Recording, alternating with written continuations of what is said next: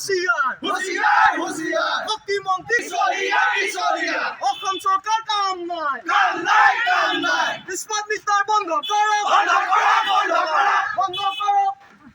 BJP আগত সরকার কাম নাই হিমন্ত তোমার কাম নাই বিজেপি সরকার হুঁশিয়ার জাতি বিজেপি সরকার হুঁশিয়ার হিমন্ত তোমার কাম নাই বিজেপি সরকার go back ইস্পাত বিস্তার বন্ধ করো ইস্পাত বিস্তার বন্ধ করো ইস্পাত বিস্তার বন্ধ কেলেঙ্কারি না চলিব শক্তি বিভাগ হয় শক্তি বিভাগ হয় আমার দাবি মানিব লাগিব আক্রোশ জিন্দাবাদ আক্রোশ ইস্পাত বিস্তার বন্ধ করো ইস্পাত বিস্তার নামত কেলেঙ্কারি না চলিব ইস্পাত বিস্তার নামত কেলেঙ্কারি না চলিব শক্তি বিভাগ হয়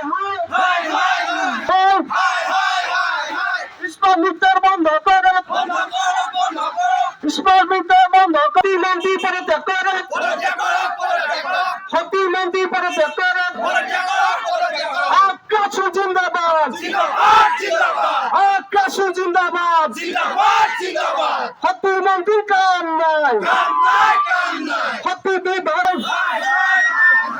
সদরপুর সদমন্ত্রী সত্য সংখ্যা জিন্দাবাদ সমিতি জিন্দাবাদ শিৱসাগৰ জিন্দাবাদ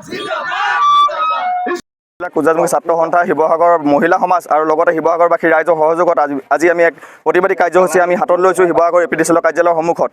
আজি আমাৰ এই প্ৰতিবাদীৰ জৰিয়তে আপোনালোকে সকলোৱে জানে বৰ্তমান এটা ডাঙৰ সন্ত্ৰাসৰ সৃষ্টি হোৱা এটা বিভাগ হৈছে এটা শক্তি বিভাগ, যি অকল সৰ্বসাধাৰণ ৰাইজক লুণ্ঠনৰ ব্যৱস্থা আৰম্ভ কৰিছে।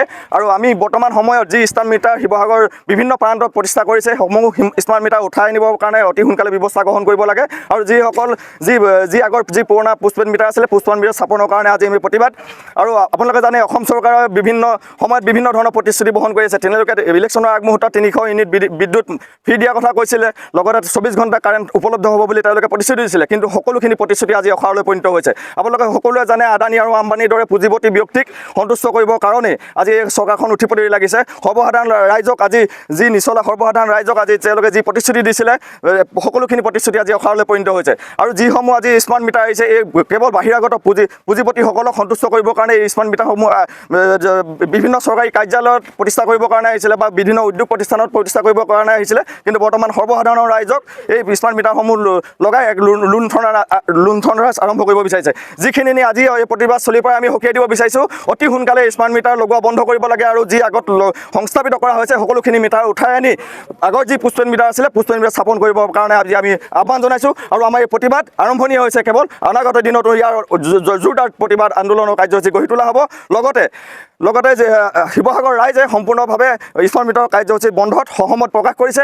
আৰু ভৱিষ্যতে আপোনালোকে এই বিভাগৰ জৰিয়তে স্মাৰ্ট মিটাৰ কাৰ্যসূচী আপোনালোকৰ বিভাগৰ ফালৰ পৰা বন্ধ কৰিব বুলি আমি আহ্বান জনালোঁ।